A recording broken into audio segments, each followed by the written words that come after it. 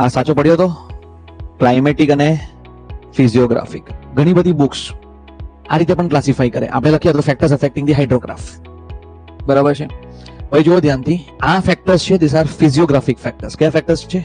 ફિઝિયોગ્રાફિક. અને આ ફેક્ટર્સ છે ક્લાઇમેટિક. અહીંયા વરસાદ સાથે કઈ લેવું દેવું નહીં, અહીંયા બધું વરસાદ સાથે લેવું દેવું છે. અહીંયા આપણે જો ફિઝિયોગ્રાફિક શું છે? Physiographic factors. તો ફિઝિયોગ્રાફિક ફેક્ટર્સમાં બેસિકની કેરેક્ટરિસ્ટિક્સ જેમ કે shape, elevation, size, drainage density વગેરે. પછી infiltration characteristics, land use and cover, soil type and geological condition, ચેનલની characteristics, cross section roughness, storage capacity વગેરે. અહીંયા છે ક્લાઇમેટિક ફેક્ટર્સ, સ્ટોર્મના characteristics, precipitation, intensity, magnitude, initial losses, evaporation. તો હવે ધ્યાન રાખજો, જે પણ તમારા ફેક્ટર્સ છે કયા કયા ફેક્ટર્સ અફેક્ટ કરે છે?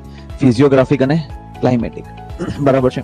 પર કોઈક વાર આવું કઈ આવી જાય તો ટીક કરી દો. રાઇઝિંગ લિમ ઇઝ અફેક્ટેડ બાય એવું લખ્યું તો શું ટીક કરવાનું? ક્લાઇમેટિક, બરાબર. અને રિસેશન લિમ ઇઝ અફેક્ટેડ બાય ફિઝિયોગ્રાફિક.